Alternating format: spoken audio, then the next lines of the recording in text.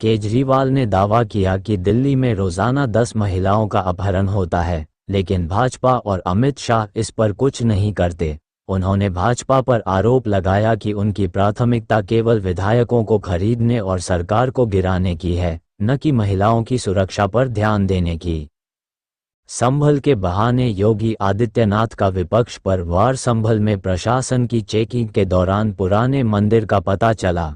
46 साल से बंद पड़े मंदिर के बहाने पलायन पर जंग छिड़ी।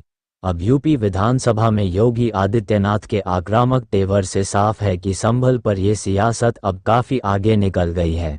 संभल के बहाने योगी आदित्यनाथ ने दंगा फैलाने वालों को कड़ी कार्रवाई की चेतावनी दी। पंजाब के किसान नेता जगजीत सिंह डल्लेवाल का आमरण अनशन सोमवार को 21वें दिन में प्रवेश कर गया। संयुक्त किसान मोर्चा के नेता राकेश टिकैत ने डल्लेवाल के स्वास्थ्य को लेकर गंभीर चिंता व्यक्त की और किसान संगठनों से एकता का आह्वान करते हुए बंटोगे तो लुटोगे का नारा दिया। 70 वर्षीय जगमीत सिंह डल्लेवाल कैंसर पेशेंट हैं।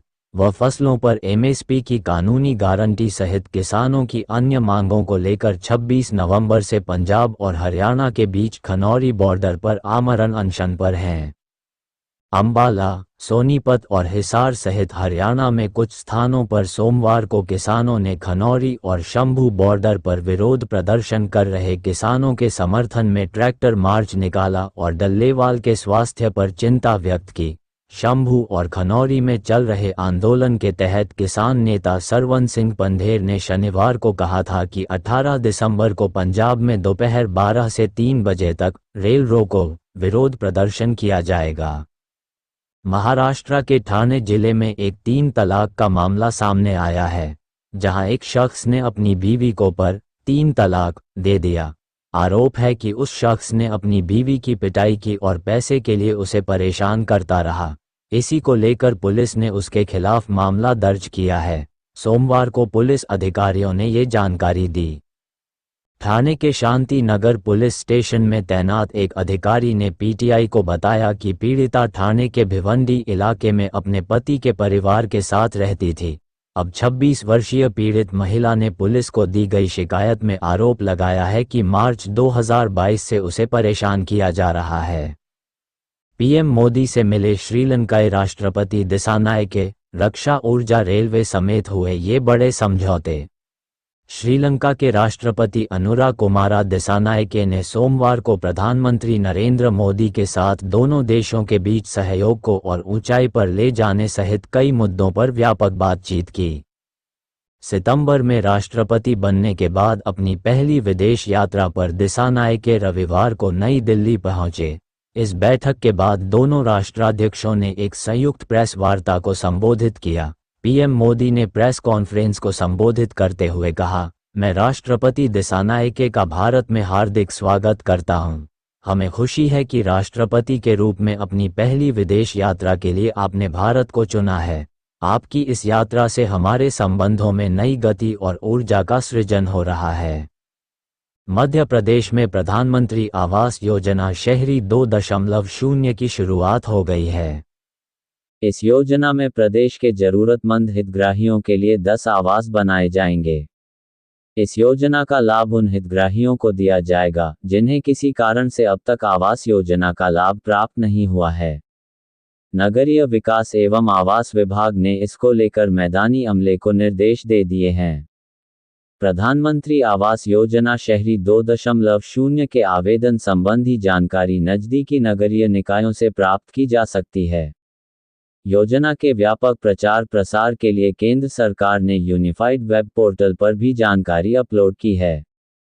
कांग्रेस सांसद प्रियंका गांधी वारा सोमवार को फिलिस्तीन के लोगों के प्रति समर्थन और एकजुटता प्रदर्शित करते हुए एक ऐसे हैंडबैग को लेकर संसद पहुंची जिस पर फिलिस्तीन लिखा हुआ था। कांग्रेस महासचिव और वायनाड से सांसद प्रियंका ने गाजा में इजरायल की कार्रवाई के खिलाफ आवाज उठाती रही हैं। प्रियंका गांधी जिस बैग को संसद लेकर पहुंची उस फिलिस्तीन पैलेस्टाइन लिखा था और इसमें तरबूज जैसे फिलिस्तीनी भी प्रतीक थे, जिसे फिलिस्तीनी एकजुटता का प्रतीक माना जाता है। तरबूज फिलिस्तीनी संस्कृति का एक अहम हिस्सा रहा है। फिलिस्तीन के लोगों के साथ एकजुटता दिखाने के लिए अक्सर कटे हुए तरबूज की तस्वीर और इमोजी का इस्तेमाल किया जाता है। पुलिस ने निकिता को गुरुग्राम, जबकि सास निशा और साले अनुराग को यूपी के प्रयागराज से गिरफ्तार किया है। तीनों को कोर्ट ने 14 दिन की न्यायिक हिरासत में भेज दिया। अतुल ने 9 दिसंबर को खुदकुशी कर ली थी। उन्होंने लगभग 1.5 घंटे का वीडियो और 24 पन्नों का सुसाइड नोट भी छोड़ा था। अतुल ने इसमें पत्नी और ससुराल वालों पर झूठे केस लगाकर जबरदस्ती पैसे वसूलने और प्रताड़ित करने का आरोप लगाया था। मध्य प्रदेश के छतरपुर में एक लुटेरी दुल्हन दूल्हे को चूना लगाकर रफू चक्कर हो गई।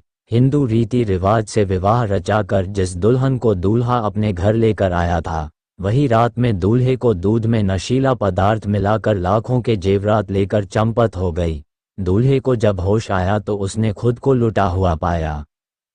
घटना नौगांव थाना इलाके के एक गांव की है। यहां रहने वाले राजदीप का विवाह नेगुवा निवासी सुकन पाठक के माध्यम से चरखारी उत्तर प्रदेश की खुशी तिवारी के साथ तय हुआ था। बीते दिन 13 दिसंबर को कुलवारा के मंदिर से विवाह संपन्न हुआ था। फतेहगढ़ थाना इलाके के पाटली पार गांव का यह मामला है। यहां रहने वाला राजेंद्र, बदला हुआ नाम, अपनी पत्नी के साथ खेत पर बने कच्चे टपरे में रहता था। एक हफ्ते पहले राजेंद्र और उसकी पत्नी रति क्रीड़ा कर रहे थे, जिसे पड़ोस के खेत में रहने वाले स्वरूप सिंह ने चोरी छिपे देख लिया। इसी बात को लेकर राजेंद्र की बहसबाजी स्वरूप सिंह से हो गई। दोनों के बीच विवाद हो गया। हालांकि जैसे तैसे मामला शांत हो गया, लेकिन विवाद के ठीक एक हफ्ते बाद बदला लेने की नीयत से बीती रात स्वरूप सिंह ने अपने 3 भाइयों के साथ मिलकर राजेंद्र और उसके बड़े भाई महेश पर जानलेवा हमला कर दिया। प्रधानमंत्री नरेंद्र मोदी, राष्ट्रपति द्रौपदी मुर्मू ने दिग्गज तबला वादक उस्ताद जाकिर हुसैन के निधन पर उन्हें श्रद्धांजलि दी। जाकिर हुसैन का सैन फ्रांसिस्को, कैलिफोर्निया में 73 वर्ष की आयु में निधन हो गया। पीएम मोदी ने सोशल मीडिया पर लिखा, महान तबला वादक उस्ताद जाकिर हुसैन जी के निधन से बहुत दुख हुआ। उन्हें एक सच्चे प्रतिभाशाली व्यक्ति के रूप में याद किया जाएगा। वे इंडियन क्लासिकल म्यूजिक के क्रांति दूत थे। उन्होंने तबले को वैश्विक मंच पर भी लाया और अपनी बेजोड़ लय से लाखों लोगों को मंत्रमुग्ध कर दिया। अपनी हुनर के माध्यम से उन्होंने भारतीय शास्त्रीय परंपराओं को वैश्विक संगीत के साथ सहजता से एक किया।